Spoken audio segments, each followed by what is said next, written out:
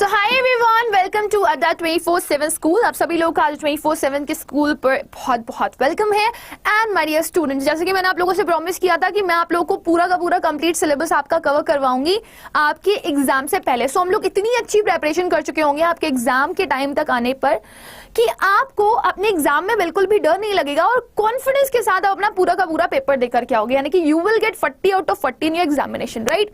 सो आज हम लोगों ने एक टॉपिक लिया है क्योंकि वो स्टूडेंट्स की डिमांड थी। सो स्टूडेंट्स की डिमांड पर we have come up with a topic that is कि जो फ्लेमिंगो बुक है आपकी, उसके जो पोएम्स हैं उनके मोस्ट इंपॉर्टेंट क्वेश्चंस को आज हम लोग यहाँ पर कवर करने वाले।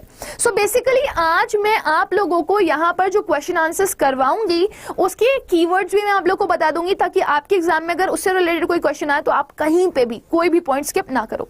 तो एक बार मैं पहले देखना चाहूंगी how many of you are connected with us, then will start up with a session in a very well note. Okay, so let's see how many of you are here. Hi Shubhi, hello daily shorts, Pragya, Savita, इस channel के बारे में आज पता लगा है तो अब आप रेगुलर बेसिस पे इसके सेशंस को देखना शुरू कर दो। आप सब्सक्राइब कर लो ताकि आपको डेली बेसिस पर नोटिफिकेशन आए और आपको पता चल जाए इस चैनल के बारे में, ठीक है। Let me first check how many students connect with us. Then we'll start the session, guys. Yeah, first of all, we have to do for that because students से teachers हैं, है ना, students से पढ़ाइए। ओके, अच्छा मुझे ये बताओ कमेंट सेक्शन में एक छोटी सी बात आंसर करके बताना। मैं आप लोगों से ना कनेक्ट करती हूँ कमेंट सेक्शन में, मैं आप लोगों से पूछती हूँ कि आप लोग कौन सा टॉपिक पढ़ना चाहते हो, राइट। तो मैं कमेंट सेक्शन में एक कमेंट पिन कर दूंगी और उसमें मैं आप लोगों से पूछूंगी कि आप लोग कौन सा टॉपिक पढ़ना चाहते हो जो आपको सबसे ज्यादा कंफ्यूज कर रहा है, and will come up with that topic only. आपकी जो भी प्रॉब्लम हो, जैसे बहुत सारे बच्चों की प्रॉब्लम होती है मैम लॉन्ग आंसर्स क्वेश्चंस कैसे करें, एग्जाम में किस तरीके से अटेम्प्ट करें, या फिर बच्चों की क्वेश्चन आते हैं कि मैम पोएटिक डिवाइसेस कैसे पढ़ें, या क्वेश्चन आते हैं उनके कि मैम रीडिंग कॉम्प्रिहेंशन कैसे सोल्व करें। तो इस तरह के छोटे छोटे से डाउट्स आप अपने कॉमेंट सेक्शन में लिख लिया करो। I will check that so and I will make a video on that. Okay, so be sure about this कि हम लोग को ये रेगुलर बेसिस पे करना है जब तक हमारा एग्जाम नहीं हो जाता, because we have to crack in a very well manner. हमें 40 आउट ऑफ 40 अपने एग्जाम में स्कोर करना है, and for that you have to be very particular and with me. No bro, ma'am copy my line. Okay, ये अंकित जो है ना वो हमारे रेगुलर स्टूडेंट है, तो उनको पता है कि मैम अब क्या बोलने वाली है, उसके बाद क्या बोलने वाली है। So is very sure of that, he is very fond of that, that's why say कि I know ma'am will say that कि first will look for the students कि कौन कौन बच्चा आ गया, then will start up with the session. तो एक बार जल्दी से मुझे कमेंट सेक्शन में सभी लोग लेकर के बता दो, are you all ready and are you all excited for the session. मैं क्वेश्चन पूछूंगी, आप लोग अपने भी पॉइंट ऑफ व्यूज देना कि इस क्वेश्चन के लिए पर्टिकुलर कौन कौन से पॉइंट्स आप लिख सकते हो या आपके क्या क्या आंसर्स फ्रेम हो सकते हैं, राइट। सो रेडी हो एवरीबॉडी। मैम कमेंट का रिप्लाई नहीं करता कोई, मैं करूंगी, अब करूंगी, डेली बेसिस पर करूंगी, राइट। थोड़े से सेशन ज्यादा होने की वजह से मैं नहीं कर पा रही थी, बट अब करूंगी, परेशान मत हो।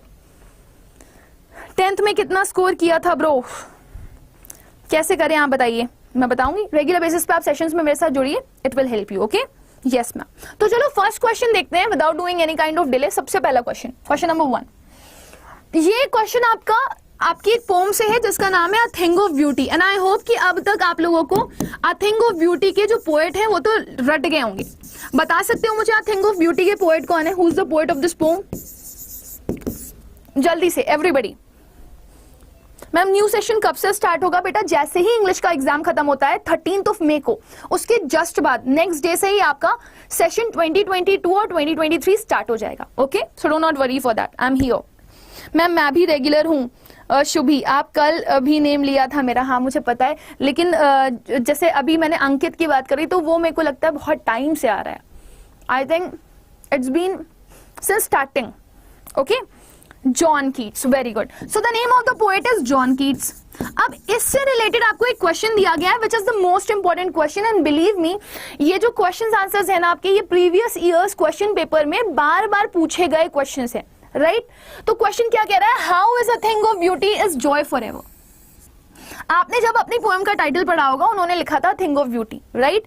अब आपको ये जस्टिफाई करना है जॉन कीट्स के हिसाब से कि कैसे जो थिंग ऑफ ब्यूटी है वो हमेशा हमेशा के लिए आपको हैप्पीनेस देती है, जॉय देती है, खुशियां देती है। सो आप मुझे बताओ, एक दो पॉइंटर्स में आप मुझे कमेंट सेक्शन में आंसर करके बताओ कि कैसे थिंग ऑफ ब्यूटी आपके लिए जॉय फॉर एवर है। जल्दी से एवरीबडी। सो कुछ एक दो पॉइंटर्स अगर आपको लर्न है तो आप बहुत ही आसानी से आंसर कर सकते हो। पहले मैं आपके आंसर्स कमेंट्स लेना चाहूंगी, then will go with the answers. और कैसे आप पॉइंट वाइज अपने जितने भी पॉइंट्स होंगे उनको जॉट डाउन करोगे, फिर कैसे उनके पैराग्राफ्स बनाओगे वो भी हम डिस्कस करेंगे। ओके चलिए, अमित कुमार, हेलो बेटा। या it is a constant joy forever. अगर हमारे पास सुंदरता से भरी हुई चीजें हैं so we will be happy forever, हम हमेशा हमेशा खुश रहेंगे। और क्या कभी जो ब्यूटी होती है ना, उसकी जो ब्यूटी होती है वो हमेशा बढ़ती जाती है, इंक्रीज करती जाती है, इंक्रीज करती जाती है। जैसे जैसे वो इंक्रीज करती है वैसे वैसे हम हैप्पी होते हैं, राइट? और वो एक ऐसी चीज है जो कभी भी नथिंगनेस की तरफ नहीं जा सकती, वो कभी भी जीरो नहीं हो सकती। कभी आपको कुछ ब्यूटीफुल दिख जाएगा, कभी कुछ ब्यूटीफुल दिख जाएगा, कभी कुछ ब्यूटीफुल दिख जाएगा। अलग अलग फॉर्म में ब्यूटी हमारे पास आती है। और पोएट ने अच्छे अच्छे एग्जाम्पल्स भी दिए हैं, चाहे वो नेचर हो, चाहे वो लोगों के गुड डीड्स हो, या फिर वो हमारे पूर्वज हो जिन्होंने अपनी जानों को कुर्बान कर दिया हमारी खुशी के लिए, right? Yeah very good. It removes negativity, it brings sweet dreams, it removes our pall, very good. Yeah it provides never ending happiness. So कुछ नहीं करना, अपनी कॉपी पेन लेकर के बैठो, पॉइंट्स जॉट डाउन करना शुरू कर दो। सबसे पहला जो हमारे पोएट हैं जिनका नाम क्या है, John Keats. According to the poet of this poem, and the name of the poem is John Keats, he says that a thing of beauty is a joy forever. Why so? Because it is a constant source of happiness. कभी किसी form में, कभी किसी form में, कभी किसी form में, कभी किसी फॉर्म में हमें मिलती रहेगी। सो फर्स्ट पॉइंटर आपको अपनी कॉपी में क्या लिखना है, constant source of happiness. That's why a thing of beauty is a joy for ever. Second thing is, इसकी जो लवलीनेस है वो हमेशा बढ़ती जाती है, ठीक है? मतलब ये इस पेस पर चलती है, it just grow and grow and grow. So second point आपने क्या लर्न करना है, जो ब्यूटी होती है वो हमेशा इंक्रीज होती है, उसकी जो लवलीनेस होती है वो इंक्रीज होती है। So every moment and in each and every moment it just increases. Second point. Third point, it never pass into nothingness. So ये 3 पॉइंट्स हैं जिनको आप जॉट डाउन कर लोगे, उसके बाद अपने आंसर्स को लिख लोगे। सो इन शॉर्ट अगर आप कहना चाहो कि what is a thing of beauty and how it is a joy for ever, so you can simply say that it is a constant source of happiness and its beauty just increases and increases and increases, it never passes into nothingness. मतलब it will never go in the negligible case. Got it? So that's why we can say that a thing of beauty is a joy forever. या pales नहीं बेटा, pause. Answer बिल्कुल correct कर रहे हैं, बस pause लिखेंगे। pause का मतलब होता है सैडनेस। मैम टेलीग्राम लिंक दे दो बेटा। रुबैका मैम @247 करके मैंने एक लिंक बनाया हुआ है, उस पर मैं अपनी सारी सेशंस भेजती रहती हूँ, तो एक बार आप सर्च करना and you will get that. So आपको वो मिल जाएगा, उस पे सारे के सारे बच्चे ना आप लोग डिस्कशन भी कर सकते हो मेरे से, कोई डाउट हो, कोई क्वेरी हो तो आप वो पूछ भी सकते हो। तो वहां पे मैंने सारी वीडियोस डाली हुई हैं, आप उसे वॉच कर सकते हो। ओके चलिए मैम, आपने कल होमवर्क दिया था, मैंने कल होमवर्क दिया था, शुभी आपने आंसर किया था। मैं वीडियो के एंड में, मतलब लास्ट में वीडियो के, मैं आप लोग के कमेंट सेक्शन पिछले वाले जो सेशन मैंने लिया था उसके देखूंगी, लेट्स सी कि किसने किसने आंसर किया। ओके चलिए ma'am, beauty has a therapeutic quality, the line please explain. Therapeutic beauty का मतलब ये होता है डियर, या थेराप्यूटिक क्वालिटी का मतलब ये होता है कि वो एक थेरेपी की तरह वर्क करती है। अगर आप दुखी होते हो, सैड होते हो, तो वो आपको हैप्पी कर देती है। तो अब आप खुद सोचो, व्हेन यू आर सैड ना, your mind is just deviating you from the good things. आपका जो दिमाग है वो आपको डिविएट कर रहा है अच्छी चीजों से, तो उसे थेरेपी की तरह बोला गया है। क्यों थेरेपी की तरह बोला गया है? क्योंकि जब आप सुंदरता से भरी हुई चीजों को देखते हो तो फिर आप नेगेटिविटी से थोड़ा सा रिमूव होकर के कहां चले जाते हो, ब्यूटी की तरफ चले जाते हो। Started. Okay, so that's why it is therapeutic beauty. Any other question?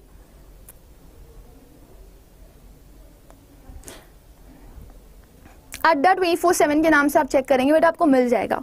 Okay वहां पे आपको नोट्स भी प्रोवाइड करवाती रहूंगी मैं। मैम अंकित बातों ने बताया मुझे इस चैनल के बारे में। अच्छा okay, that's really very nice dear. It is like fountain of immortal drink. हाँ, so you can take multiple example to answer your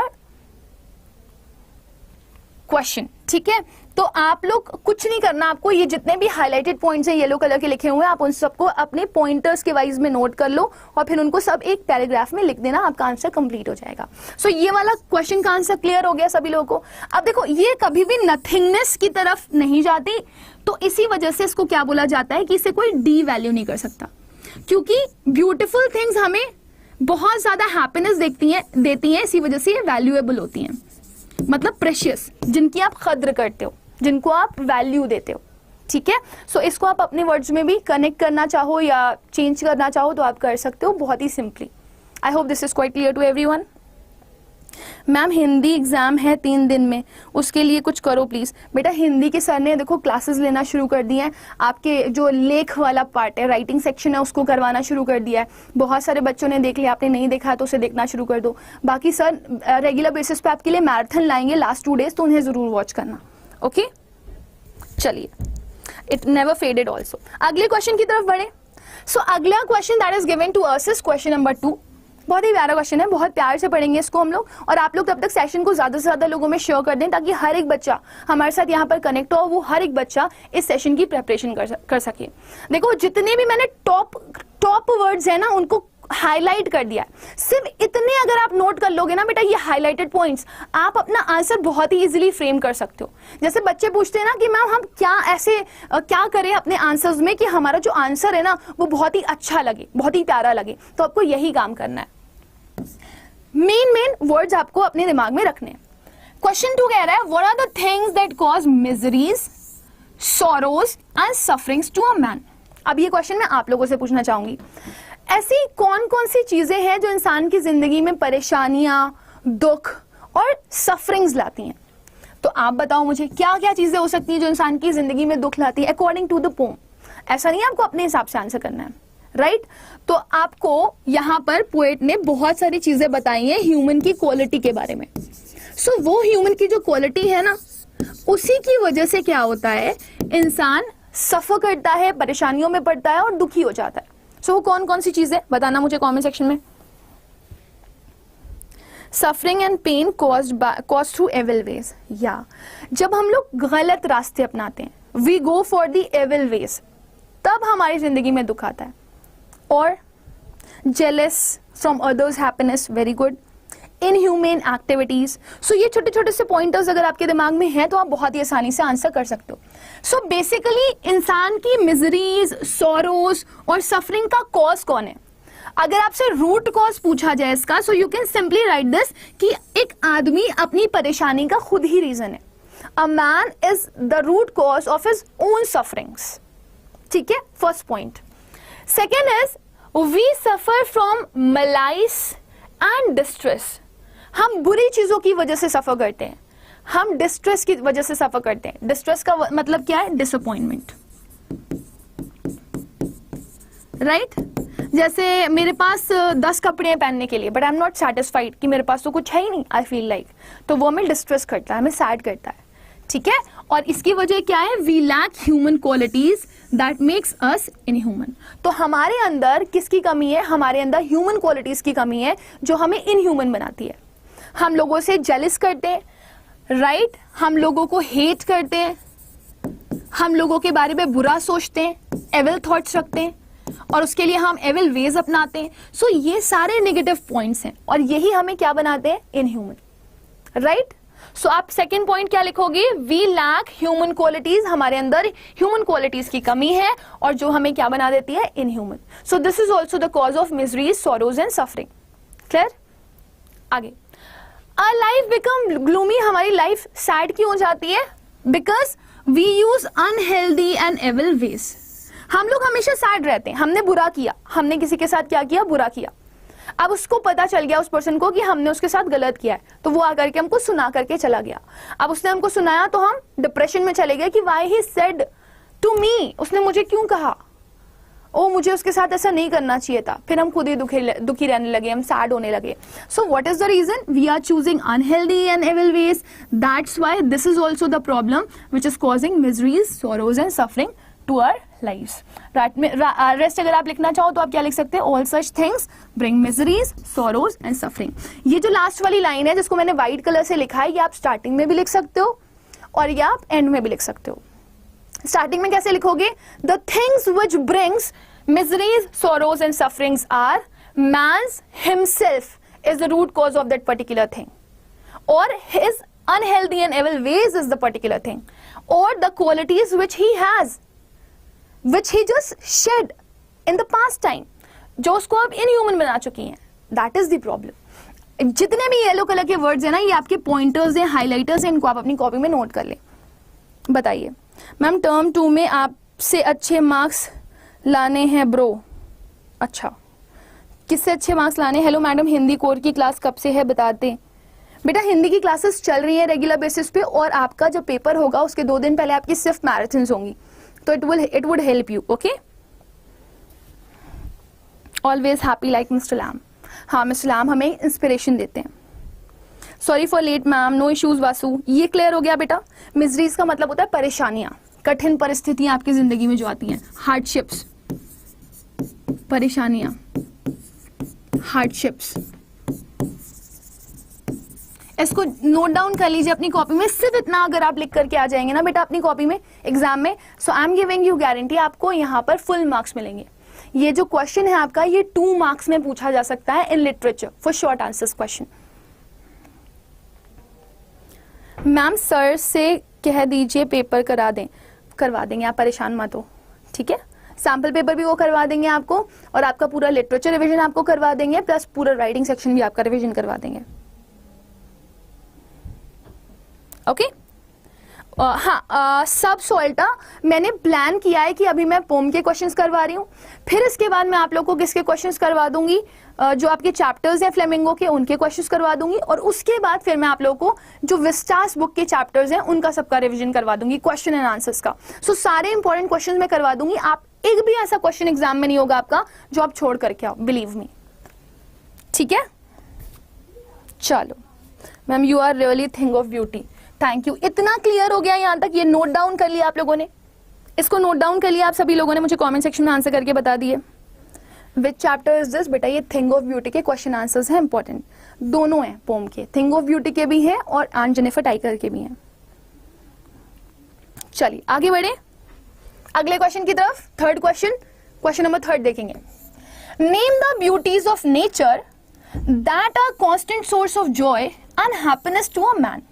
एक आदमी के लिए कौन कौन सी ऐसी चीजें हैं जो बहुत सारी हैप्पीनेस उसे देती हैं, या फिर वो उसके लिए सोर्स ऑफ जॉय है, मतलब खुशी का जरिया, और वो कहां से आती हैं? वो नेचर से आती हैं. तो बेसिकली आपसे यहां पर क्वेश्चन पूछा जा रहा है कि नेचर की कुछ ऐसी चीजें बताओ जिससे इंसान को खुशी मिलती है.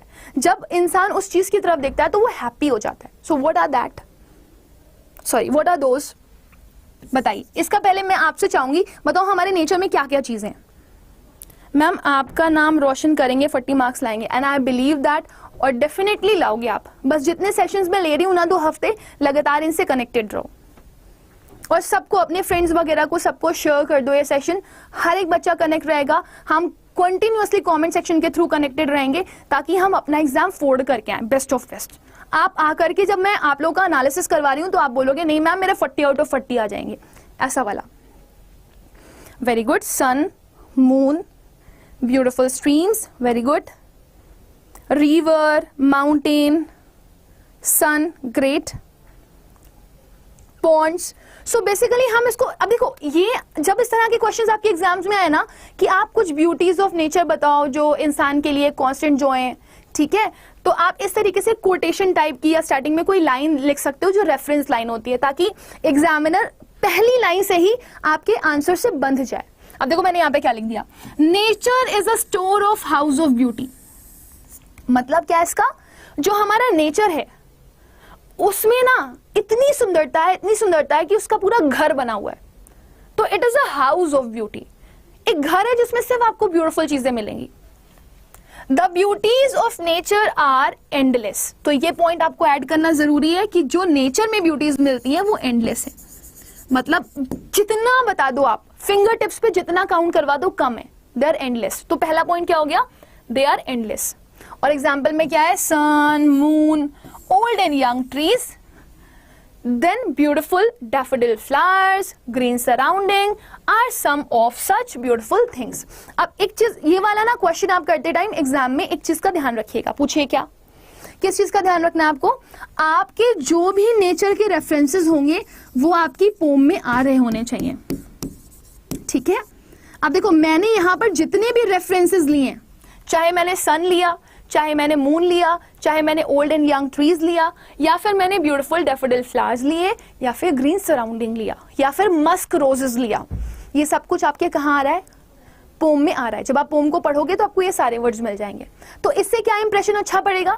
इससे ये इंप्रेशन अच्छा पड़ेगा कि हमने पोम को पढ़ा हुआ है तभी हम इतने परफेक्टली आंसर कर रहे हैं, वरना तो नेचर में बहुत कुछ है, स्काई भी है, बट स्काई का जिक्र तो किया ही नहीं गया हमारे चैप्टर में। ठीक है, आपकी जो पोम है उसमें स्काई के बारे में कुछ नहीं बोला गया, स्टार्स के बारे में कुछ नहीं बोला गया, तो आप ये वर्ड्स मत ऐड करना, आपको नहीं तो माइनस में मार्क्स मिल जाएंगे, आपके मार्क्स कट हो जाएंगे उसके लिए बेसिकली। ठीक है, मस्क रोज क्या है बेटा? मस्क रोज वो रोजेस हैं जो भीनी भीनी खुशबू, एक अच्छी सी सुंदर सी खुशबू फैलाते हैं, और जब आपको खुशबू अच्छी आती है ना तो भी आपका मन अच्छा हो जाता है, और बोलते हैं ना मन चंगा तो सम चंगा। ब्रो अब मान लो अब उनसे ज्यादा परसेंटेज नहीं आएगा, चलो ठीक है, ये तो कंपटीशन है, बहुत बढ़िया है। मैम आपका क्लास कब है ये पता कैसे चलेगा? बेटा मेरा क्लास डेली बेसिस पर होता है 6 PM, आप रेगुलरली कनेक्ट रहिए।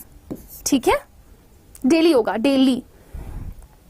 चलो, तो ये तो पहली लाइन हो गई आप लोग की कौन कौन सी चीजें, और क्या क्या है ये भी आपका मेंशन है। Small streams with clear water, जिसको आकर के शीप ड्रिंक करती हैं, और थिक मास ऑफ फर्न्स, छोटे छोटे कांटेदार जो पेड़ होते हैं ना उनकी बात करी जा रही है। थिकेस्ट ऑफ फॉरेस्ट, बहुत घना घना जंगल, और मस्क रोज, ये भी मेंशन है आपकी पोम में। Are some of the other things of beauty, अब देखो मैंने पहले कहा ये कुछ ब्यूटीफुल थिंग्स हैं जो आपको चैप्टर में या पोम में मेंशन करी गई हैं, और फिर आपके पास कुछ और भी चीजें हैं जो ये मेंशन है, तो आप इनको 2 पॉइंटर्स में लिखेंगे, तो पोएट थोड़ा सा, जो पोएट है ना उसके अकॉर्डिंग अगर आप इसको 2 पार्ट में मेंशन करेंगे तो आपका जो एग्जामिनर है वो आपसे थोड़ा सा इंप्रेस होगा। सो टू इम्प्रेस एग्जामिनर आप दोनों को अलग अलग टर्म्स में लिखिएगा, एक first this second this. Next देखिए, all such thing of beauty are a constant source of joy and happiness to a man. अगर आपको ये लाइन ऐड करनी है तो कर सकते हैं, वरना देयर इज नो नीड। जितने येलो पॉइंट्स आपके हाईलाइट है आप इतना लिख दोगे, आपका ये वाला आंसर हो जाएगा। ठीक है, इस तरीके से भी आपसे क्वेश्चन पूछा जा सकता है, what are the beauties of nature mentioned in the pome.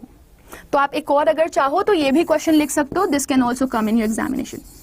What are some sources of beauty mentioned in poem. Okay, इसका पीडीएफ मैं आपको दे दूंगी। ठीक है, तो चाहे ये क्वेश्चन आए और चाहे ये क्वेश्चन आए, दोनों क्वेश्चन सेम ही चीज को कन्वे करें। ठीक है, समझ में आ गया? कोई डाउट अगर आते जाए ना आप लोग के बीच में, कोई भी क्वेरी हो तो आप पूछ लेना, और फिर मैं एक आने वाले टाइम पर आपके डाउट सेशन भी लूंगी कि लास्ट में सब कुछ पढ़ाने के बाद अगर आपका कोई डाउट बचता है, so we will have a discussion on that also. Ma'am English board exam के पहले बड़ा मैराथन होगा ना? मैम डेफिनेटली होगा, इट्स माय प्रॉमिस।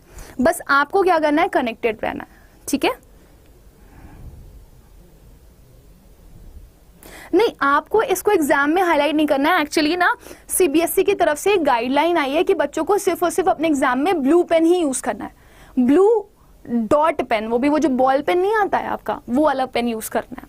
सो ये गाइडलाइन है सीबीएसई की, तो आपने कोई हाईलाइट नहीं करना है, बट अगर आप ये पॉइंटर्स अपने क्वेश्चन के आंसर के लिए लिखते हो, so it will help you to give the best and best answer in your examination, ताकि आपके जो भी एग्जामिनर है उनको लगे कि ये बच्चे ने आंसर कर दिया तो उसको फुल मार्क्स मिलने चाहिए, 2 में 2 या 4 में 4, वो आपका मार्क्स कट नहीं करेगा। And believe me, it's not a tough task to score full in English. 4th question पे आते हैं।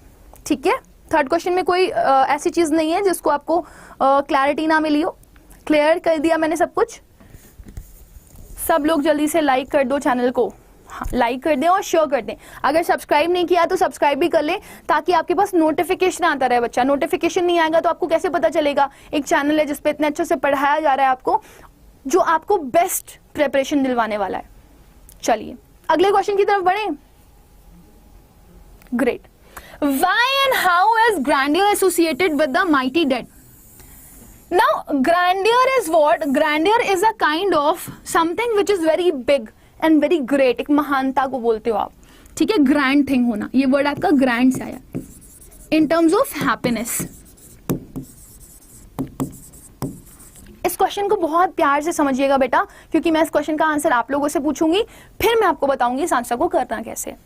सो ग्रैंडियर वर्ड आया है आपका ग्रैंड से, और ग्रैंड का मतलब है इन टर्म्स ऑफ हैप्पीनेस, खुशी की बात कर रहा है वो, ठीक है। तो यहाँ पे पूछा जा रहा है वाई यानी कि क्यों, और हाउ यानी कि कैसे। ग्रैंडियर है जो वो एसोसिएट कर रहा है, मतलब कनेक्टेड है किससे, माइटी डेड से। माइटी डेड मतलब वो महान लोग जो कि मर चुके हैं। तो आप मुझे ये बताएं कमेंट सेक्शन में आंसर करके कि जो महान लोग थे हमारे पुराने टाइम के, महान डेड पीपल, ओके, इनका हैप्पीनेस से क्या कनेक्शन है, इनका महान काम से क्या कनेक्शन है, बता सकते हैं मुझे आप। ये कैसे, ये लोगों ने कैसे हम लोग को बहुत सारी हैप्पीनेस दे दी, इन्होंने ऐसा क्या काम कर दिया,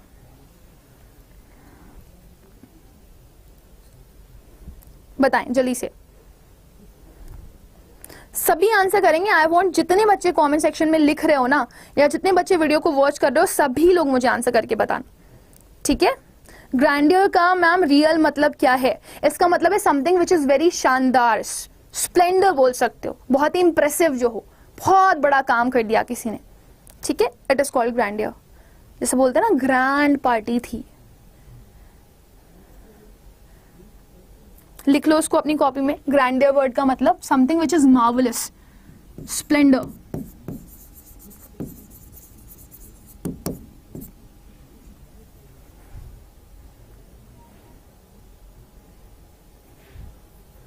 a great man who sacrifice his life for us. हाँ, तो वो कौन है? अभी तो वो एग्जिस्ट नहीं कर रहे, वो तो हमारे पूर्वज होंगे ना, जिन्होंने इस देश के लिए, इस अर्थ के लिए अपनी जानों को कुर्बान कर दिया। उन्हीं की तो बात हो रही है यहाँ पर। और उनके लिए वो डे कौन सा था? वो एक ऐसा दिन था जो उन्होंने जिस दिन डेथ हासिल करी थी। सो उनके लिए वो एक डूम डे था। तो बेसिकली जब आप इसका आंसर लिखोगे तो you have to connect 2 or 3 words. एक वर्ड आपकी पोम में आया है डूम्स डे। डूम्स, डूम का मतलब पता है क्या होता है? इसका मतलब होता है कयामत, या आप एक और चीज बोलते हो प्रलय हिंदी में, ठीक है। तो बेसिकली हमें क्या बोला जाता है ना कि जब प्रलय आएगी तो पूरी दुनिया खत्म हो जाएगी, बोलते हैं ना। बट यहां पर प्रलय क्या है? जब कोई भी इंसान मर गया। So doomsday is consider the day of judgement. तो डूम डे बोला जाता है ये कयामत का दिन होगा, प्रलय का दिन होगा, और इस दिन सबका जस्टिस किया जाएगा। किसने अच्छा काम किया, किसने बुरा काम किया, किसने क्या किया, इसके ऊपर जस्टिफिकेशन होगा। सो पहले आप यहाँ पर डूम डे को एक्सप्लेन करोगे क्योंकि इसका कनेक्शन आपका माइटी डेड से है। तो when the dead will receive what is due to them। तो यहां पर जो डेड लोग हैं, जो मर चुके हैं, जिन्होंने अपनी जानें कुर्बान कर दी हैं इस अर्थ के लिए, उनका भी इंसाफ होगा, उनके लिए भी जस्टिस होगा, उन्हें बहुत कुछ अच्छा अच्छा दिया जाएगा। और माइटी डेड, हमारे जो पूर्वज हैं, हमारे जो एंसेस्टर्स हैं, जिन्होंने अपनी लाइफ को डिस्ट्रॉय कर दिया। Forefathers are name and fame with their noble deeds. तो जो हमारे माइटी डेड फोरफादर्स हैं, ठीक है, जैसे भगत सिंह हो गए, इन्होंने क्या किया? इन्होंने नेम फेम अर्न किया अपनी जान को कुर्बान करके, क्योंकि वो उनका नोबल डीड था, उन्होंने इस देश के लिए ऐसा किया। So it is hope that they will be rewarded with rare magnificence and grandeur. So ऐसा बोला जा रहा है कि इन लोगों को भी हैप्पीनेस मिलेगी, लेकिन कब मिलेगी? वो दिन कौन सा होगा? वो दिन होगा डूम डे। ओके, सो ग्रैंडियर का कनेक्शन माइटी डेड से कैसे है? इसका कनेक्शन माइटी डेड से ऐसे है कि जो भी हमारे फोरफादर्स हैं जिनकी डेथ हो गई किसी ना किसी वजह से, उनको भी हैप्पीनेस मिलेगी, लेकिन वो हैप्पीनेस उन्हें कब मिलने वाली है? When the doom day will come. और वो हैप्पीनेस उनको क्यों मिलेगी? अ थिंग ऑफ ब्यूटी की वजह से। और उनके लिए अ थिंग ऑफ ब्यूटी क्या है? उनके नोबल डीड्स। ठीक है, समझ में आ रहा है ना? और ये पीपल हमारे लिए थिंग ऑफ ब्यूटी कैसे है? क्योंकि इन्होंने हमें एक ऐसा देश दे दिया जो कि आजाद है, फ्री है, free from all kinds of suffering. Okay, so I hope this is quite clear to everyone. मुझे कमेंट सेक्शन में आंसर करके बताइए। पॉइंटर्स याद रहेंगे ना? पहले डूम डे का रेफरेंस दोगे और फिर माइटी डेड का रेफरेंस दोगे, जिन्होंने नेम फेम अर्न किया by doing noble deeds. Clear? And what they will get in result? They will get grandeur, यानी कि शानदार चीजें, marvellous things, grand things. Okay, इसको कॉपी में नोट डाउन कर लें पॉइंटर्स के फॉर्म में। इतने पॉइंटर्स याद कर लोगे ना, it will help you a lot in your examination. Happy birthday ma'am. वैसे तो मेरा बर्थडे नहीं है, लेकिन थैंक यू। जब आप बर्थडे मनवा दो उस दिन बर्थडे हो जाएगा। Death of great people, meaning of Doom.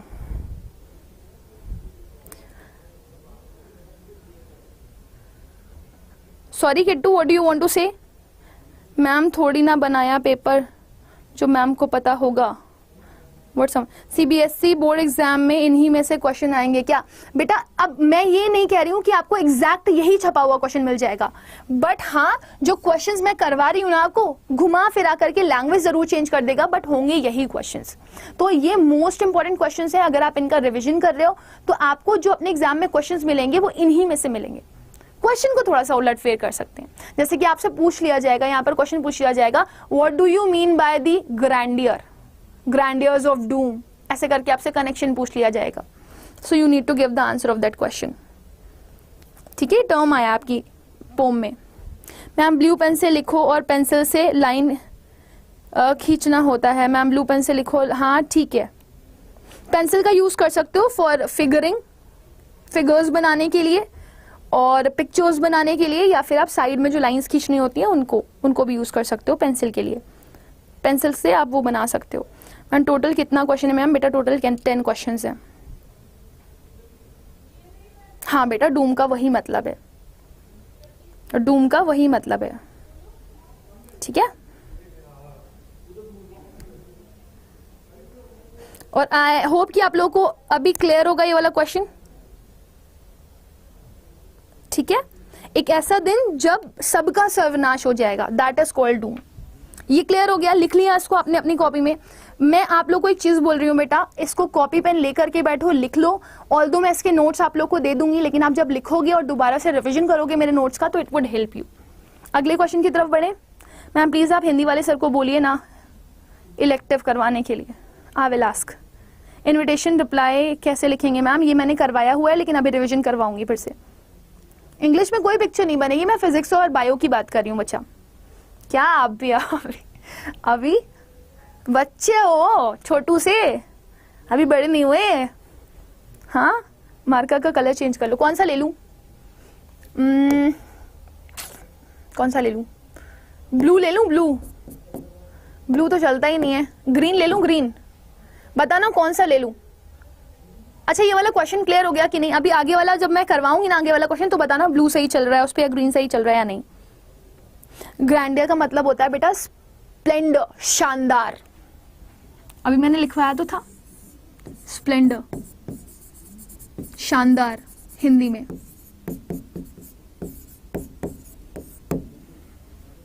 आगे बढ़े। मैम सैंपल पेपर करा दिए? बेटा मैंने सैंपल पेपर ऑलरेडी 3 करवा चुकी हूं मैं अपनी साइट पर। हमारा जो चैनल है उस पर जाकर के आप सर्च करोगे सैंपल पेपर बाय रुबेका मैम, तो आपको 3 सैंपल पेपर्स मिल जाएंगे। ठीक है, तो वो आप जरूर से जरूर कर लो, it will help you. Okay, yellow ही ठीक है मैम। रेड से बेटा बिल्कुल नहीं दिखाई देगा, बिलीव मी, मैं रेड नहीं यूज करूंगी। चलो अभी मैं ग्रीन से यूज कर रही हूं, मेरे को बताना दिख रहा है कि नहीं दिख रहा। क्वेश्चन नंबर 5 पे चलते हैं। What is the message for the theme of the pome a thing of beauty? अब कल ही मैं आप लोगों को 1 शॉट रिविजन करवा रही थी, तो मैंने उसमें आप लोगों से थिंग ऑफ ब्यूटी का थीम डिस्कस किया था। अगर आप लोगों ने कल वाला 1 शॉट रिविजन नहीं देखा है तो एक बार जरूर आप लोग उसे जाकर के देख लीजिएगा। तो बेसिकली इस पोम का थीम क्या है? पोएट इस पोम के थ्रू आपसे क्या कहना चाहते हैं? What he wants to convey from this poem. Theme कल डिस्कस किया था ना मैंने, एंड आई होप कि आप सभी लोगों को याद होगा।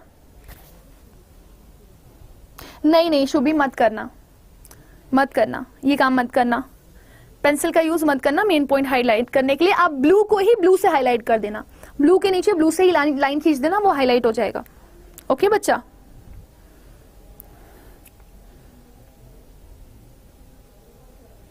Wow great. चलिए बताइए जल्दी से, पॉइंटर्स बताना शुरू करेंगे आप लोग। क्या बताया था मैंने? थीम क्या है इस पोम का? अ थिंग ऑफ ब्यूटी। तो बेसिकली हमारे जो पोएट हैं उन्होंने अ थिंग ऑफ ब्यूटी से हमें क्या समझाने की कोशिश करी है कि अगर हम लोग अपनी बैड क्वालिटीज की वजह से, बैड डीड की वजह से थोड़े से दुखी हो जाते हैं, डिप्रेस हो जाते हैं या सैड हो जाते हैं, तो हमारे पास थिंग ऑफ ब्यूटी है जो हमारे पूरे सोल को चेंज कर सकती है। हम लोग पूरी तरीके से डाइवर्ट हो सकते हैं और अपने आप को चेंज कर सकते हैं, राइट?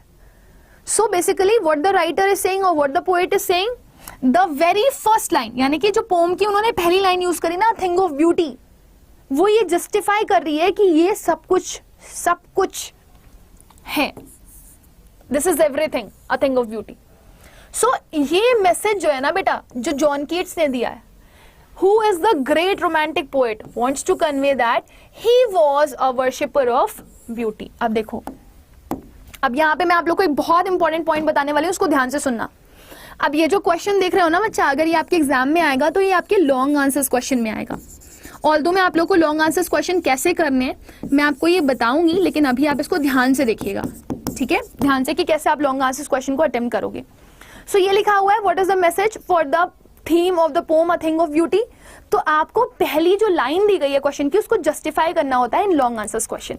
तो यहां पर मैंने उसी लॉन्ग आंसर क्वेश्चन को जस्टिफाई किया। तो मैंने कहा ये जो लाइन दी गई है ना पहली, अ थिंग ऑफ ब्यूटी, ये जो लाइन है, this is the title of the pome. ये क्या है? पोम का टाइटल है। और जो जॉन कीट्स है हमारे, उन्होंने ये पोम लिखी है, जो कि कौन है? एक ग्रेट रोमांटिक पोएट। तो ये जो उन्होंने पोएम का टाइटल दिया, उससे हमें क्या समझ में आ रहा है, या उनकी किस भावना का पता चल रहा है? What is the feeling that we are getting from him, कि he was a worshipper of beauty. वो भक्त हैं, वर्शिप करते हैं। और किसकी वर्शिप करते हैं? वो ब्यूटी की वर्शिप करते हैं। तो आपने लॉन्ग आंसर्स क्वेश्चंस में सबसे पहले क्या करना है? अपनी फर्स्ट लाइन को जस्टिफाई करना है, फिर आप पोएम का रेफरेंस लेते हुए बाकी चीजें लिखोगे। नथिंगनेस का मतलब होता है कुछ नहीं, कुछ है ही नहीं आपके पास, जीरो हो गई कोई चीज, दैट इज नथिंगनेस। ओके, हाँ गुरु रंधावा बताइए, मैं सुन रही हूं। या thing of beauty reduce our depression, it will never go to the nothingness, it remove all pall of our lives. हाँ पूछो गुरु रंधावा, क्या प्रॉब्लम आई है? सिंगर हो इतने बड़े, उसके बाद आपको प्रॉब्लम आ गई, हाउ इज इट पॉसिबल? चलिए, तो यहां तक मैंने अपनी फर्स्ट लाइन को जस्टिफाई कर दिया। ओके, लॉन्ग आंसर्स क्वेश्चन में अब मैं पोएम का रेफरेंस ले रही हूं, पोएम का और पोएट का। इनके हिसाब से beauty was truth and the truth was beauty. ये मैंने अपने आप से लाइन ऐड करी है, ये मेरी सेल्फ लाइन है। कुछ ना अपने सेल्फ एडिशन भी आपको करने होते हैं। जिस हिसाब से जो हमारे पोएट हैं, वो जब लिखते हैं थिंग ऑफ ब्यूटी के बारे में, तो हमें ये समझ में आता है उनके लिए सच ही सुंदरता है और सुंदरता ही सच है। अब ये सुंदरता ये नहीं है कि कोई शक्ल से बहुत अच्छा है, उसका मन भी अच्छा होना चाहिए। So hence for him a thing of beauty is Joy for ever. Now this is the line जो कि हमें पहली ही लाइन में दी गई है पोम की। Beauty never fades nor it is ever devalued. तो ये कुछ पॉइंट्स हैं कि वो फेड नहीं होती, वो डीवैल्यूड नहीं होती, वो कभी नथिंगनेस की तरफ नहीं जाती, राइट? तो ये सारे पॉइंटर्स आप यहाँ पर ऐड कर सकते हो। और क्या ऐड कर सकते हो? जब हम लोग फुल ऑफ सॉरोज और सफरिंग होते हैं, या फिर हमारे पास कोई डिप्रेशन आता है, हमारे पास कोई सैडनेस आती है, तो हम क्या करते हैं? हम लोग ब्यूटी को देखते हैं। तो कोई भी form of beauty, some form of beauty comes to our rescue. Rescue मैंने अपनी तरफ से वर्ड ऐड किया, इसका मतलब होता है बचाना। तो जब हम दुखी हैं, हम सैड हैं, तो ये हमारे लिए प्रॉब्लमेटिक चीज है ना।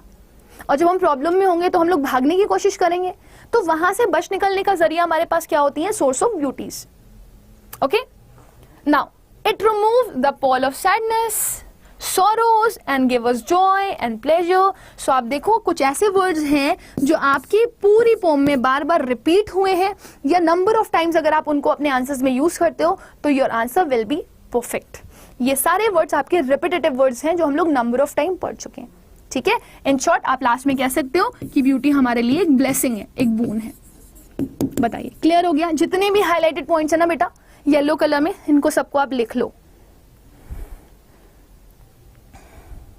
Message that it is a constant joy for अस।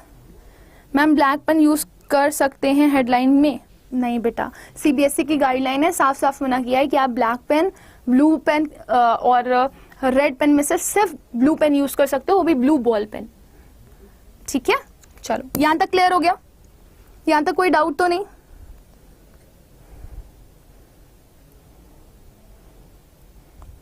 कोई डाउट? सारे पॉइंटर्स लिख लो, येलो येलो कलर के जो भी पॉइंटर्स है ना अपनी कॉपी में लिख लो।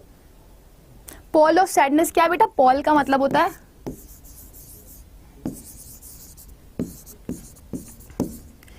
बहुत सारे जब दुख आपके पास इकट्ठे हो जाते हैं ना, तो that is known as pall of sadness. Okay, दुखों का भरमार या दुख से घिर जाना. ठीक, सो इसको याद रखिएगा आप लोग. पॉल का मतलब होता है किसी चीज में इंटरेस्ट नहीं ले रहे हो आप, आपका इंटरेस्ट कम हो गया है क्योंकि आपको सब सैड सैड दिख रहा है. अब हम नेक्स्ट पोम की तरफ आते हैं and the next poem is on Jennifer tiger. अच्छा, एक बार मुझे कमेंट सेक्शन में आंसर करके बता देना, ये ब्लू पेन दिख रहा है ना आपको? ब्लू पेन विजिबल है? Is it visible blue pen? Clear ma'am. Pall of sadness का मतलब है कि दुख की वजह से हमें सारी चीजों से इंटरेस्ट खत्म हो जाता है, हम नीरस हो जाते हैं, मोनोटोनस हो जाते हैं. ठीक है, इसको लिख लो अपनी कॉपी में, नोट डाउन कर लो. Pall of sadness means we became mundane just because of the sadness of the things which are around us. तो वो चीजें जो हमारे पास आसपास हैं जिनकी वजह से हमारे अंदर दुख है, सैडनेस है, और उसकी वजह से हमारे अंदर जो डिसइंटरेस्ट आ रहा है उसको हम बोल रहे हैं पॉल ऑफ सैडनेस. येलो कर लीजिए. ओके मैम, प्लीज हिंदी वाले बोल दूंगी, अभी परेशान मत हो बच्चा. ओके ओके ओके, चलो मैं येलो ही ले लेती हूँ ना. देखो, ये ऑन जेनिफर टाइगर से रिलेटेड पोम है. यहाँ पे लिखा हुआ है what are the ordeals. Now this is very very important. Aunt Jennifer की जिंदगी का सबसे बड़ा प्रॉब्लम यही है. सो यहाँ पे क्या लिखा हुआ है? What are the ordeals Aunt Jennifer is surrounded by. तो ऑडियल का मतलब क्या होता है आपको पता है? मुझे कॉमेंट सेक्शन में आंसर करके बताएंगे. What do you mean by the term ordeal? Ma'am, ये क्वेश्चन इनफ है सभी पोम्स के लिए. हाँ, बस इतने क्वेश्चंस तैयार करके चले जाओ. बिलीव मी, जितना मैं कह रही हूं उतना पढ़ते जाओ, आपका एग्जाम परफेक्ट होगा, best. Okay,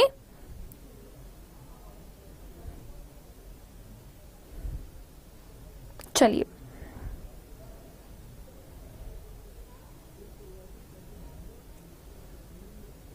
we have 10 questions to do.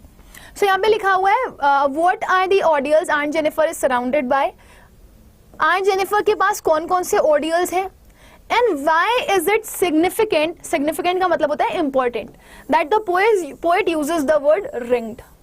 आपकी जो पोएट है एड्रिन रिच, उन्होंने ये वर्ड यूज किया है ऑन जेनिफर के लिए कि she is ringed. So what are the different meanings of ringed in the poem. तो बेसिकली ये जो वर्ड यूज हुआ है इसके आपको डिफरेंट मतलब भी बताने हैं और साथ ही साथ में आपको ये भी बताना है कि वो कौन सी चीजों से घिरी हुई है, वो कौन से ऑडियल्स हैं. सो ऑडियल का मतलब सबसे पहले आपको पता होना चाहिए, तब तो आप आंसर कर पाएंगे ना. Very good.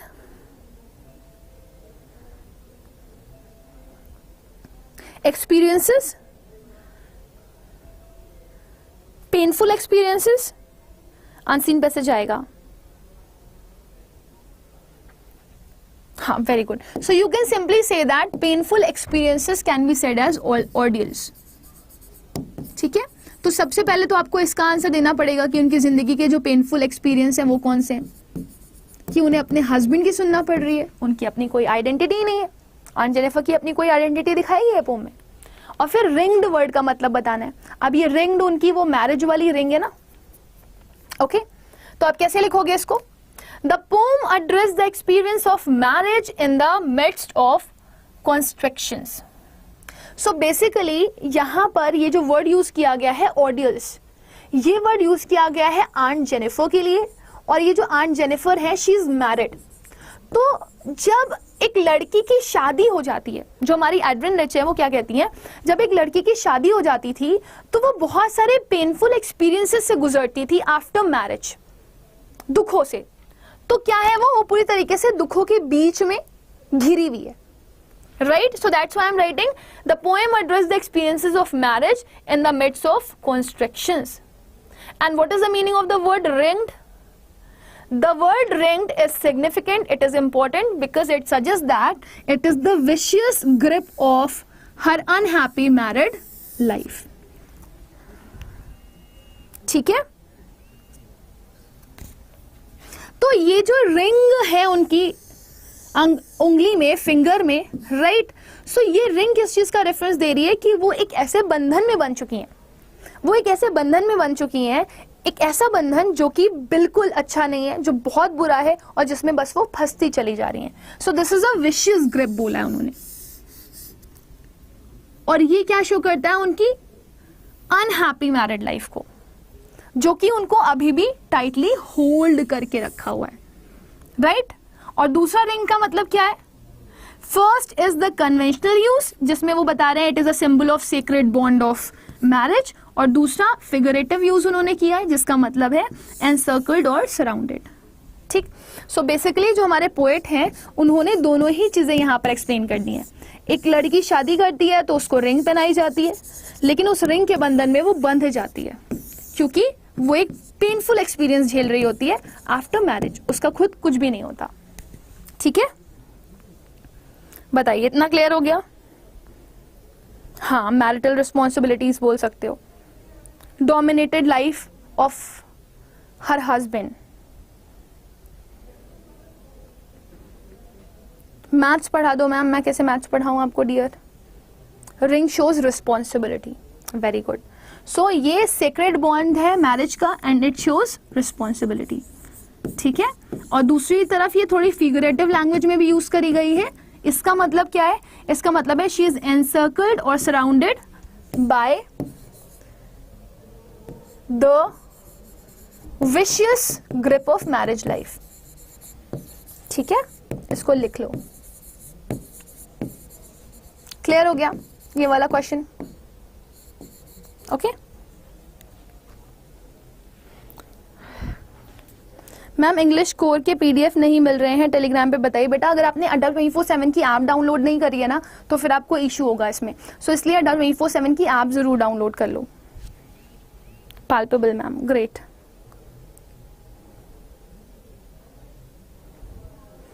अपना देखो सभी, डोंट केयर अबाउट अदर्स। हो गया ये वाला क्वेश्चन? क्लियर हो गया? तो जितने भी मेन पॉइंट्स मैंने हाईलाइट किए हुए हैं ना, वो सारे के सारे पॉइंट्स अपनी कॉपी में लिख लेंगे। फर्स्ट यूज भी, सेकंड यूज भी। फर्स्ट यूज क्या दिखा रहा है? Sacred bond. दूसरा यूज क्या दिखा रहा है? उनको एक विशियस सर्कल में वो फंस चुकी हैं। ओके चलिए आगे बढ़े अगला क्वेश्चन के लिए। Ma'am which app? अड्डा 24/7 ऐप बेटा, अड्डा 24/7 ऐप। ओके अड्डा 24/7 ऐप।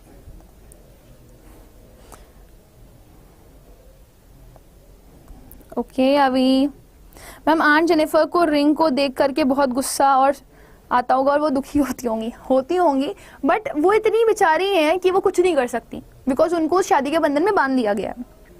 मैम स्टार्टिंग से पढ़ाइए इंग्लिश आपके लिए, जो 12th में आने वाली है। करवाऊंगी अभी अभिषेक, 13 मई के बाद हम लोग इसको करेंगे full English, complete English. 7th question पे आते हैं। देखो इंपॉर्टेंट वर्ड है, आपको याद होगा आंट जेनिफर एक एम्ब्रॉयडरी बना रही थी, right? What Aunt Jennifer was doing? She was making embroidery. तो उन्होंने उस एम्ब्रॉयडरी पर क्या बनाया था? मुझे कमेंट सेक्शन में आंसर करके भी देना। जिनके लिए दो वर्ड्स यूज हुए, denizens and शिवैलरिक। Add to our understanding of the tiger's attitude. और ये दोनों वर्ड इसलिए दिए गए हैं क्योंकि ये टाइगर के एटीट्यूड को बता रहे हैं। सो बेसिकली सबसे पहले आपको बताना है कि आंट जेनिफर ने अपने जो एम्ब्रॉयडरी है उस पर क्या ड्रॉ किया है, ठीक है? जल्दी से बताओ। अभिषेक मैंने आपकी सुन ली बेटा, और मैं बता रही हूँ आपको 13 मई के बाद से आपका ये बैच स्टार्ट हो जाएगा, जिसमें 2022 और 2023 का सेशन हम करवाएंगे, ठीक है? तो परेशान मत हो, मैं हूं ना, सारी प्रॉब्लम दूर करवा दूंगी। या she was making tiger on a panel. इस स्टोरी का मॉरल ये है कि बेसिकली यहाँ पे आपको कोई मॉरल नहीं दिया जा रहा, बट यहाँ पर आपको एक पेनफुल लाइफ दिखाई जा रही है एक फीमेल की, जो एडविन रिच के टाइम पर फीमेल्स हुआ करती थी, तो वो किस प्रॉब्लम से गुजरती थी, वो चीज यहाँ पर आपको मेंशन करी गई है। और बेसिकली अगर आप इससे मॉरल लेना चाहो तो ये है कि जो इंसान किसी की दबाव में रहता है ना, वो कभी बाहर नहीं आ पाता उस चीज से, वो हमेशा उसी चीज में ही रहता है, ठीक है? चलिए, तो अब आप मुझे ये बताएं, what do you mean by the word denizen and what do you mean by the word शिवैलरिक? जल्दी से बताओ।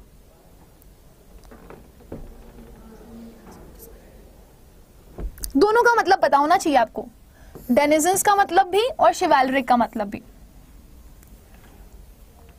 तो डेनिजन्स का मतलब क्या है? इनहैबिटेंट, रहने वाले, और शिवैलरिक का मतलब क्या है? Polite in behaviour. ठीक है, तो ये दोनों टर्म एड्रिन रिच ने किसके लिए यूज किए हैं? टाइगर्स के लिए यूज किए हैं। तो ये कैसे टाइगर्स के एटीट्यूड का रेफरेंस दे रहे हैं वो आपको बताना था।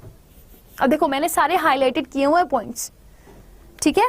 एक बार आप लोग अपना आंसर दो, फिर हम लोग इसको पढ़ेंगे अच्छे से। ओके, कॉन्फिडेंट है, फ्री है, ब्रेव है। Kaushalya, blue pen is only allowed. बार बार सेम क्वेश्चन मत पूछें बच्चा। ड्वेलर्स भी बोल सकते हो, नेटिव भी बोल सकते हो, कोई भी मीनिंग हो सकता है इसका, क्योंकि सब सिनोनिम है एक दूसरे के। Native, inhabitant, dwellers. शिवैलरिक means proud and confident. Very good.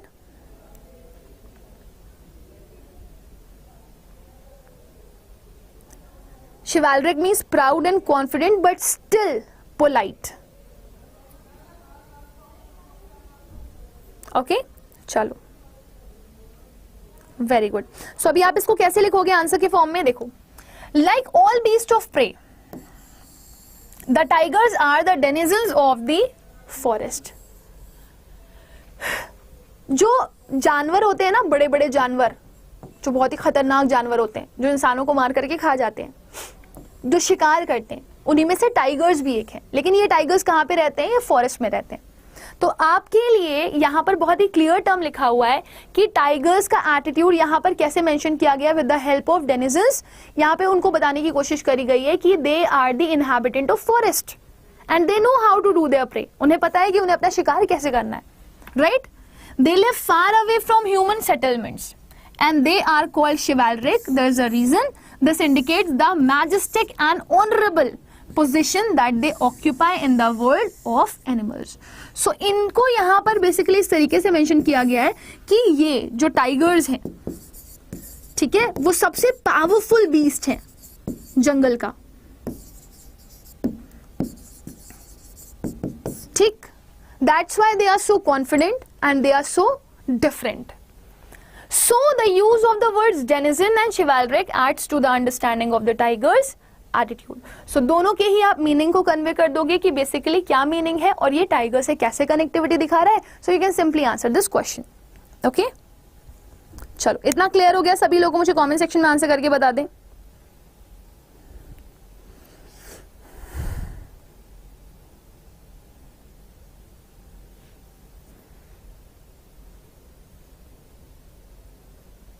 Okay,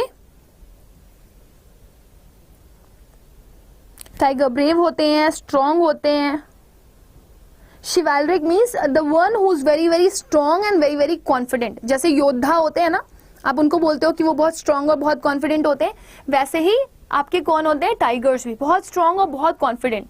still जो ये पैनल पर बनाए गए हैं उन्हें वहां पर बहुत ही पोलाइट दिखाया गया है. और वो किस जगह पर है? They are in forest. So they are called as denizens of forest, यानी कि इनहैबिटेंट्स ऑफ फॉरेस्ट.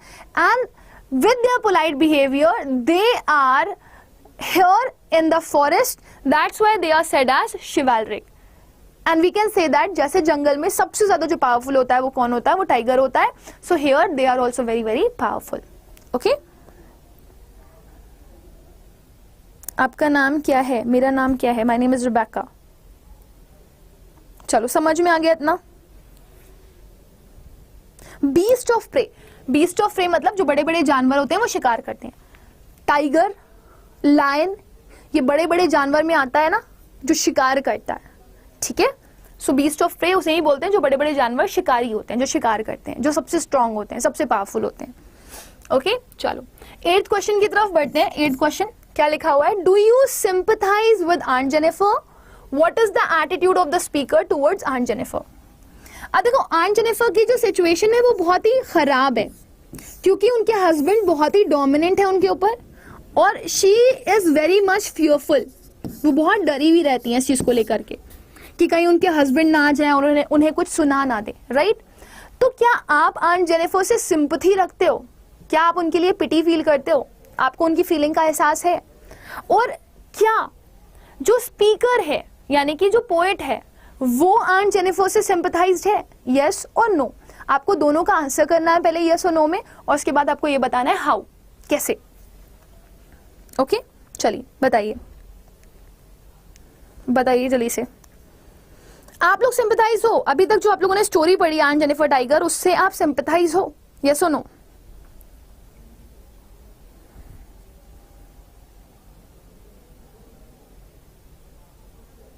हाँ बेटा, जो लायन होता है वो किंग कहलाता है, लेकिन आप ये बताओ दोनों आएंगे तो बीस्ट में ही ना।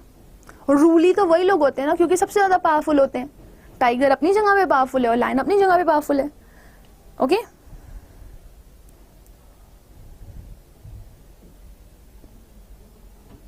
Yes ma'am. चलिए तो इसको हम लोग क्या लिखेंगे? Yes we do sympathize with aunt Jennifer. क्यों? Because she has experience hardship and ordeals during her married life. क्योंकि वो बड़ी ही परेशानियां झेल रही हैं, बड़ी ही मिजरीज में है वो अपनी मैरिड लाइफ में। तो सिंपैथाइज क्यों हो? क्योंकि उनकी मैरिटल लाइफ में बहुत सारी प्रॉब्लम्स हैं, पहला पॉइंट। दूसरा, स्पीकर का एटीट्यूड कैसा है उनके टुवर्ड्स, तो आपको ये वाला पॉइंट लिखना है। Poet gives many suggestive images to symbolize the present of an old lady who has passed through painful experiences as well as unpleasant, terrifying periods during her married life. So हम poet के reference में कैसे बोल सकते हैं कि poet भी sympathize है इनसे? क्योंकि poet ने poem में बहुत सारे references दिए हैं जिससे हमको ये पता चलता है कि she is not happy with whatsoever is happening in her married life. कौन कौन सी चीजें हैं वो? मुझे कमेंट सेक्शन में आंसर करके बता सकते हो आप लोग कि पोएट ने कौन कौन सी चीजें मेंशन करी आंट जेनिफर के लिए कि जिससे यह पता चलता हो कि वो अपनी मैरिड लाइफ से खुश नहीं है।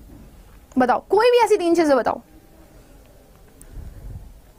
या सिंपैथेटिक, तो हम भी सिंपैथाइज्ड हैं क्योंकि हमें उनकी मैरिड लाइफ में बहुत प्रॉब्लम्स दिख रही हैं, और हमारे पोएट भी सिंपैथाइज्ड हैं क्योंकि जिस तरीके से उन्होंने पोम्स लिखी है उसमें सिर्फ और सिर्फ आंट जेनिफर की परेशानियां लिखी हुई हैं।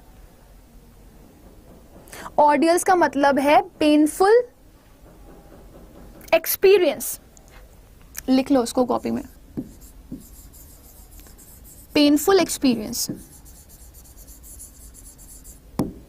Painful experience, okay, painful experience.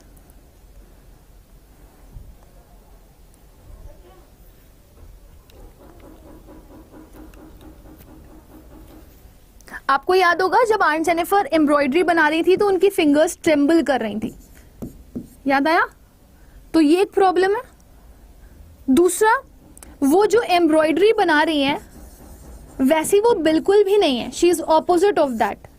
क्योंकि जो वो एम्ब्रॉयडरी बना रही है उसमें टाइगर्स हैं और वो बहुत ही स्ट्रांग और पावरफुल है। आंट जेनिफर इतनी स्ट्रांग और पावरफुल नहीं है, राइट? सो वो अपनी डिजायर्स को उस एम्ब्रॉयडरी पर दिखा रही है। थर्ड, उनका पेनफुल एक्सपीरियंस क्या बताया गया है कि आफ्टर डेथ भी उनके हाथ पर वो जो फिंगर है वो रहेगी।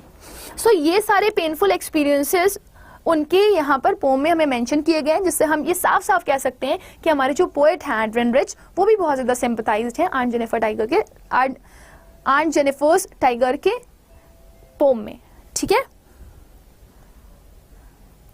या fluttering fingers when she was just doing the embroidery, तो वो जो उन्होंने आइवरी नीडल ली हुई थी वो कपकपा रही थी, तो इससे पता चलता है कि उनके अंदर एक डर है, फियर है। Very good. Ringed by responsibilities, very nice. Question नहीं समझ में आया? क्वेश्चन बहुत सिंपल है। क्वेश्चन बस ये कह रहा है कि क्या जो आंट जेनिफर की प्रॉब्लम्स हमें पोम्स में दिखाई गई हैं, आप उसके टुवर्ड्स सिंपैथाइज हो, आपको बुरा लग रहा है उसके लिए, या पोएट को उसके लिए बुरा लग रहा है? तो बिल्कुल बुरा लग रहा है, वो परेशान है। हम क्यों परेशान है? क्योंकि उनकी मैरिज लाइफ में प्रॉब्लम है, ये हमें दिख रहा है। पोएट क्यों परेशान है? क्योंकि उन्होंने पूरा का पूरा रेफरेंस दिया है पोएम के थ्रू, जिसको पढ़ करके हम परेशान हो गए। I hope this is quite clear to everyone. यहां तक किसी को कोई डाउट तो नहीं है? या tigers are no no no no no actually it's not like that. Tigers are not the symbol of men. Tigers are the symbols of the desires of Aunt Jennifer's. उनकी जो मन की desires है ना, वो उन्होंने अपने टाइगर्स के थ्रू डिपिक्ट की हैं। ओके? क्या पूछा है संगीता क्वेश्चन आपने? हाँ पूछो पूछो पूछो, बताइए। यहां तक क्लियर हो गया? आयरनी नहीं बेटा, आइवरी, आइवरी, हाथी के दांत की बनी हुई जो होती है। संगीता अपना क्वेश्चन पूछेंगे जब तक हम लोग अगले क्वेश्चन की तरफ बढ़ रहे हैं. Question number 9. How are Aunt Jennifer's tiger different from her? Now this is a very important part and this would definitely come in your examination. ये एक ऐसा क्वेश्चन है जो प्रीवियस ईयर में मल्टीपल टाइम्स रिपीट होता हुआ देखा गया.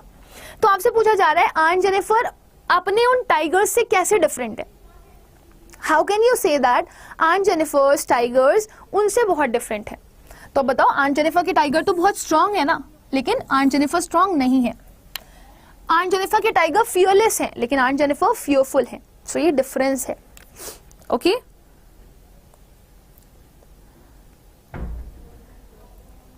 Very good. तो क्या क्या डिफरेंसेस दे सकते हो उसको तो मैंने नंबर ऑफ टाइम्स आपको क्लास में पढ़ाया हुआ है. आंट जेनिफर का जो टाइगर है उसकी क्वालिटीज क्या क्या है. उसके पास स्ट्रेंथ है, ब्यूटी है, श्योरिटी है, लेकिन आंट जेनिफर के पास ऐसा कुछ भी नहीं है. आंट जेनिफर ना ही कॉन्फिडेंट है, ना ही फियरलेस है. वो बहुत ज्यादा वीक है, बहुत डिप्रेस्ड है और बहुत परेशान है अपनी मैरिज लाइफ की वजह से. Yeah very good. So how would you write it? Aunt Jennifer tigers are a picture of strength, beauty and certainty. Do write it in your copy कि आंट जेनिफर के टाइगर्स हमें क्या क्या चीजें mention कर रहे हैं. What they are doing, they are looking very energetic because they are jumping on the screen. वो स्क्रीन पर जंप कर रहे हैं जिससे ये लग रहा है कि वो बहुत एनर्जेटिक है. आंट जेनिफर ऐसी नहीं है. They pace in sleek chivalric certainty. वो ऐसे मूव कर रहे हैं ना जैसे कि वो फियरलेस हो, उन्हें किसी का डर ही ना हो. पेस का मतलब है मूव कर रहे हैं, और बहुत ही पोलाइटली और बहुत ही स्ट्रॉन्ग और पावरफुल बन करके, जैसे उनके अंदर किसी का डर ही नहीं है. तो ये शो कर रहा है कि वो फियरलेस है. They are confident and impressive. जब आप उनको देखोगे तो वो कॉन्फिडेंट दिखाई देंगे और देखने में बड़े ही प्यारे से लगेंगे. आप अट्रैक्ट होगे उनको देख करके. बट देखो यहाँ पर आंट जेनिफर का रेफरेंस दिया गया है. She is weak, she is depressed, she is terrified. मतलब वो फियरफुल है. ओके, नाउ अब इन दोनों का आप कंक्लूजन यहां पर दे सकते हो कि life has been a cup of woes for her. Aunt Jennifer के लिए जो लाइफ है उनकी वो दुखों से भर चुकी है. And she is still in the grip of those ordeals, the painful experiences and terrors. और यहाँ पर लास्ट वाली जो लाइन आपके पोएट ने लिखी है ना कि उनका जो एक्सपीरियंस है वो बहुत गंदा है. Her fingers are so terrified. उनकी फिंगर्स इतनी ज्यादा डरी हुई हैं that they find it hard to pull even the ivory needle. Thus the contrast is amply highlighted. So इससे हम कह सकते हैं कि आंट जेनिफर अपने जो टाइगर्स हैं उनसे बहुत अलग हैं. उनके अंदर इतनी हिम्मत तक नहीं है कि वो आइवरी नीडल को बाहर निकाल पाए. कपकपा रही हैं, ट्रम्बल कर रही हैं उनकी उंगलियां. सो ये शो करती हैं कि उनके अंदर कितना ज्यादा डर है, घबराहट है और कमजोरी है. सो आई होप यहाँ तक क्लियर हो गया होगा सभी लोगों को. कमेंट सेक्शन आंसर करके बता दीजिए. ओके, अक्षय कह रहे हैं ma'am Aunt Jennifer's was chivalric, denizens bright colour, but aunt is opposite of her embroidery. She was weak, depressed and fearful. Very good. या तो ये पॉइंटर्स है ना जो हाईलाइट किए हुए हैं मैंने, इनको लिख लो अपनी कॉपी में. It will help you. Last question की तरफ बढ़े. इतना क्लियर हो गया? यहां तक क्लियर हो गया बच्चा सभी लोगों को? This much clear to everyone? Very nice ma'am.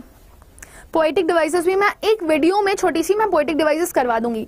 वैसे तो कल मैंने वन शॉट रिवीजन लिया है तो मैंने आपको ये जो अप थिंग ऑफ ब्यूटी है ना उसका पोएटिक डिवाइस करवा दिया है. कल मैं आंट जेनिफर टाइगर का वन शॉट रिवीजन करवा दूंगी तो उसमें पोएटिक डिवाइसेस करवा दूंगी. ठीक है, चलो लास्ट क्वेश्चन पे आएंगे. How will aunt Jennifer's hand look when she is dead? अब ये एक बहुत इंपॉर्टेंट क्वेश्चन है बेटा, जो कि आपके एग्जाम का पार्ट बन सकता है. आपका जो लास्ट स्टैंजा है पोम का, उसमें बताया गया है कि जब आंट जेनिफर मर जाएंगी, when she will be dead, तो भी वो जो फिंगर है जो उनके हस्बैंड ने उनको पहनाई थी शादी के टाइम पर, वो उनके हाथ में ही रहेगी. तो आपको ये बताना है कि जब आंट जेनिफर मर जाएंगी तो उनके हाथ कैसे दिखाई देंगे. ओके, सो इसके लिए आप क्या लिखोगे कि जब आंट जेनिफर मर जाएंगी उनके जो हाथ हैं वो तभी भी डरे हुए लगेंगे. क्यों? क्योंकि उनके जो फिंगर्स हैं उसके ऊपर वो रिंग अभी भी रहेगी जो कि उनके हस्बैंड की पहनाई हुई है, this ring. Okay, perhaps she has experience a lot of hardships and troubles in the past. Their effect has left its print on her hands. भले ही जितनी भी परेशानियां थी, जितनी भी प्रॉब्लम्स थी, जितने भी दुख थे, वो उन्होंने अपनी जिंदगी में झेले थे, लेकिन मरने के बाद भी वो उनके हाथों पर रहेंगे। अब इसका रेफरेंस क्या है वो मैं आपको बता देती हूँ। एक्चुअली सुनना बहुत ध्यान से। शादी होती है ना जब लड़कियों की, और अगर लड़की पहले मर जाती है और लड़का बाद में मरता है, राइट, अगर कोई भी शादीशुदा लड़की पहले मर जाती है अपने हस्बैंड से, तो उस लड़की को पूरा तैयार करके लिटाया जाता है, मरते टाइम पे पूरा सजाया जाता है उसको। तो इसी वजह से ये फिंगर उनके हाथ में रहने वाली है, और ये फिंगर उनकी जो ट्रबल्स हैं, उनकी जो मिजरीज हैं, वो भी उनके साथ साथ लिए रहेगी। उसका इफेक्ट उनके हाथों पर साफ साफ दिख सकता है। ये जो ऑडियल्स हैं, ये जो पेनफुल एक्सपीरियंसेस हैं, that crushed her married life, had surrounded and grabbed her fingers and hand too. तो उन्होंने क्या किया है, पूरी तरीके से उनके हाथों को भी खराब कर दिया है। आप देखो ना, वो बेचारी बूढ़ी हो चुकी हैं अब at the time of her death, she is now old. तो उन जैसे होता नहीं है, बूढ़े लोगों के हाथ पर झुर्रियां सी पड़ जाती हैं, कपकपा रहे होते हैं, वो एकदम कमजोर से लग रहे होते हैं, वो वैसे आंट जेनिफर का हाथ लग रहा है। लेकिन अभी भी उनके हाथ पर जो फिंगर है वो एक डरावनेपन की निशानी है, जो कि उनके हस्बैंड ने उनको दिया। ओके, कमेंट सेक्शन में आंसर करके बता दीजिए, इतना क्लियर हो गया सभी लोगों को। एक होमवर्क देते देते जाऊंगी मैं आप लोगों को, ठीक?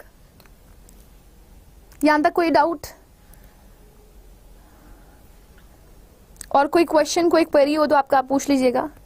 पोएटिक डिवाइसेस मैं पक्का करवा दूंगी, शुभी, आई प्रॉमिस।